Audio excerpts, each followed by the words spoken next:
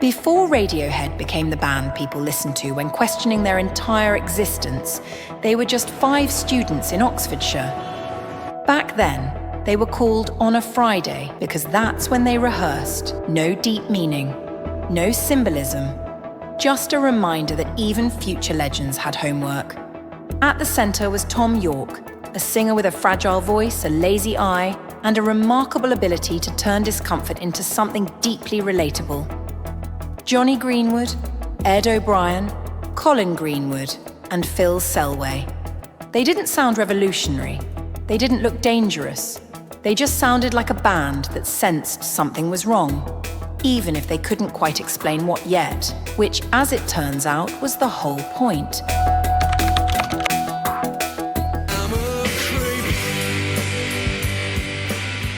Then came Creep, a song about not belonging, written by people who would later refuse to belong to anything, including their own success.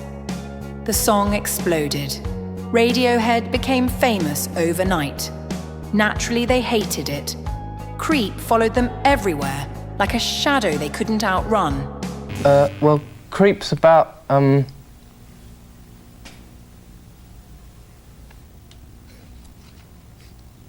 it's gone. Stop the tape. Oh, okay, now I get it. Oh, okay. Pablo Honey is the inner voice of a young man who wants to be loved but doesn't know how to love. Winning awards, filling arenas, and slowly becoming a creative prison. The industry smiled and said, "Great job. Now do that again." Radiohead quietly planned their escape.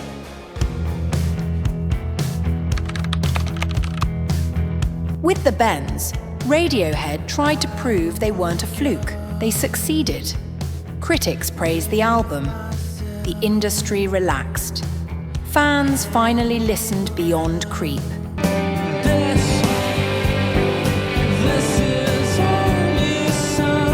But touring nearly broke them. Months on the road. Constant expectations. A band slowly learning that success doesn't come with instructions. The Bends is like the pressure that builds up in your lungs as you transition into adulthood. Tom York later described this period as exhausting.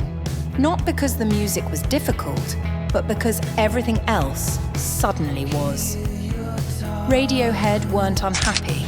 I am some bloke for some band who thought, They were overwhelmed, which for them was just the beginning. OK Computer wasn't written to be prophetic, it just accidentally was. The album explored technology, isolation, corporate language, and emotional distance.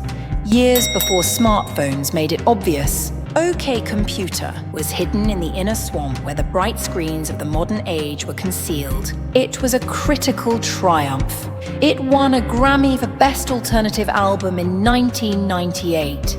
It topped greatest albums lists almost immediately. If you haven't already, pick up the Grammy Award-winning OK Computer. Right? Yeah, I don't know what it looks like. I haven't seen it yet. I don't blame you. Sometimes the shows aren't just all that interesting. Really? Yeah. What? Didn't you watch it all the way through? No, I did not. Anyway. Radiohead reacted poorly. The tour was brutal. Tom York suffered panic attacks. The band stopped communicating properly. Winning awards didn't feel validating. It felt like confirmation that they had gone somewhere they didn't want to stay. They didn't want to be the biggest band in the room. They wanted space, preferably far away from guitars. I think by the end of OK Computer, we just decided everything was, well, not crap, but we could just see so many holes in it that we had to stop. We just became so obsessed by the whole idea. And I think that was a reaction really to the first record being done in 3 weeks when we didn't know what we were doing, and yet having to live with it for 2.5, 3 years, live with the consequences of that, which we just thought was so absurd because we never expected anybody to buy it at all. We did it to learn. It was just so odd. So I think we have a sort of manic, pathological, almost to the point of extreme unhealthiness or of thinking everything we do is shit all the time.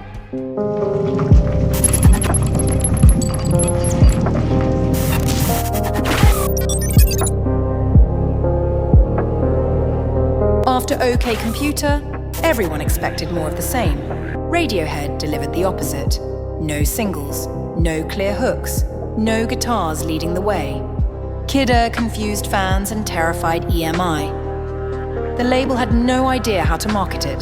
Radiohead didn't care. The album debuted at #1 anyway, and won a Grammy, which, at this point, felt almost ironic. Kid A has taken on the services of representatives of the inner voice of modern humanity.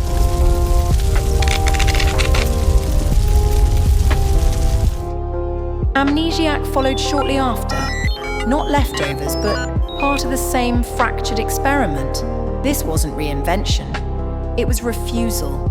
AMNESIAC is a consciousness that chooses to forget in a place where remembering is painful.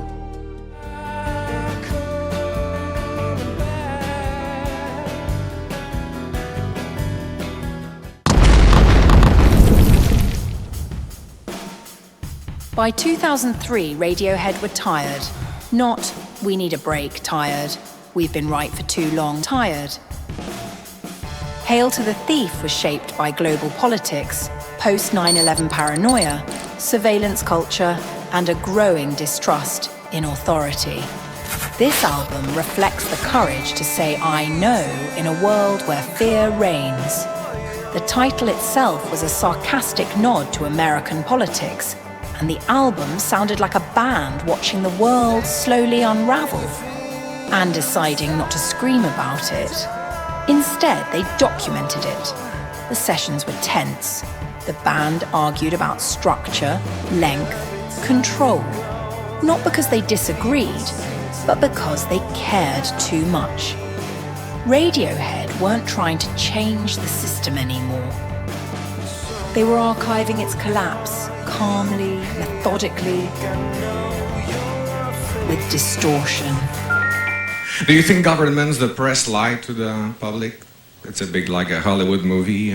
What worries me is the people that are behind supplying the money, the lobby groups, the drug companies, the oil companies. And I really don't think that, generally speaking, it's not just in America, it's in Britain, in Europe, here, no doubt as well. People generally do not have access to the governments as they should. It ceased to be a democracy because corporate power can pay an awful lot more money to get a lot nearer than you or I can. I mean, that's another reason why it's held to the thief, because I think our right to protest or say anything about our lives has been denied us now. But that's just me. I think we should...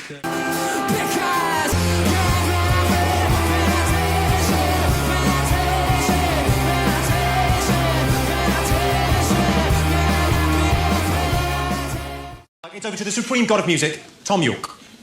Hello, Jimmy. This year, we released our new album, In Rainbows. Can you tell me? Can the panel tell me what was special about that? Then Radiohead did something unthinkable. They left EMI. No dramatic press release, no public meltdown, just gone. First things first, the In Rainbows album, right? What was the most difficult part of doing it yourself, the DIY aspect of it?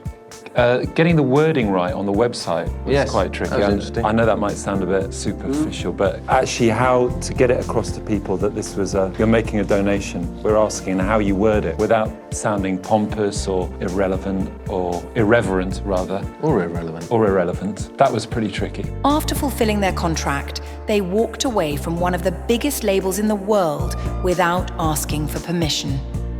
In Rainbows was released independently with a simple message: pay whatever you want. The music industry panicked. Executives called it dangerous. Journalists called it revolutionary. Radiohead called it obvious. Because when you've spent years being told how music should work, sometimes the most radical move is trusting your audience. Ironically, In Rainbows became one of their most beloved albums. This album is Radiohead's return to humanity.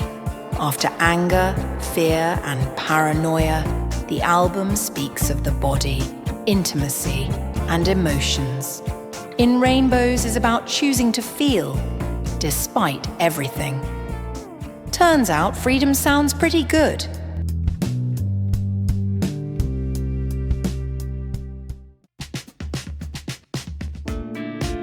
After breaking the system, Radiohead slowed down. The King of Limbs focused on rhythm and repetition, confusing some listeners and hypnotizing others. Then came A Moon-Shaped Pool, an album shaped by loss, aging, and Tom Yorke's personal grief. This wasn't anger anymore. This was reflection. The band didn't chase relevance. They didn't chase charts. They let the music breathe and trusted silence when needed. Radiohead had stopped reacting to the world. They were finally at peace with observing it.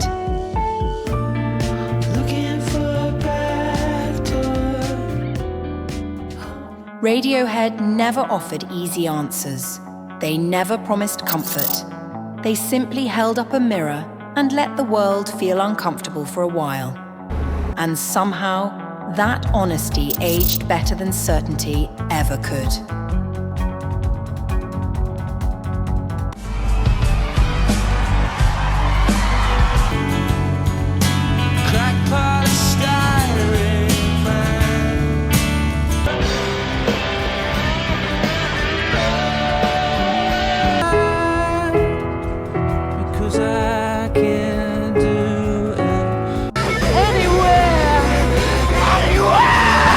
Suck the young blood to keep us going. If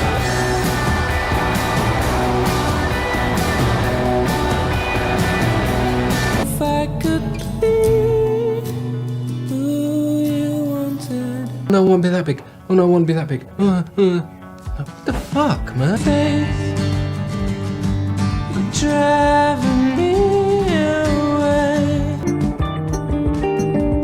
Keep it moving. Jumps in a wake, but you think that's pretty clever, don't you?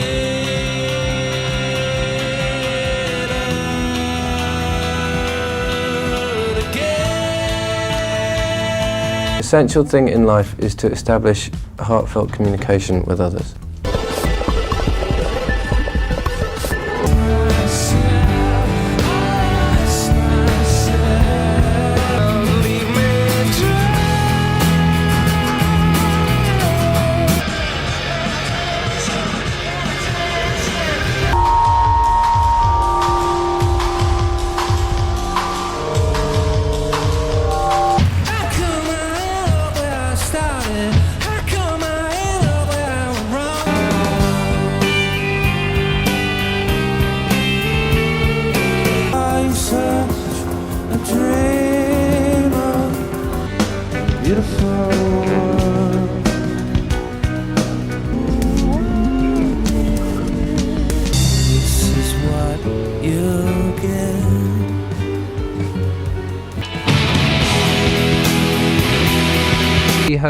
Homosexual.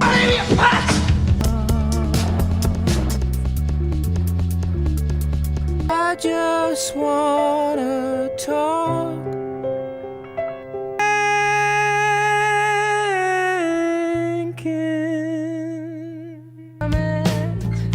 Suck at you, but not your friend.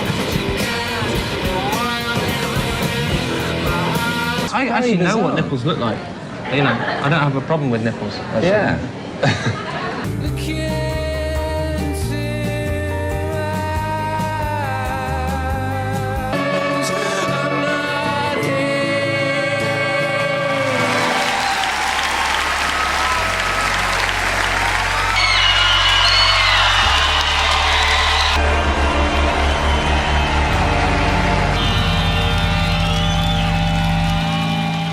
I got a gun to my head, like you can give me what I want, right? That was Radiohead, making discomfort sound better than comfort ever could. This is SoundScape Stories, a place that soothes the unease of legends.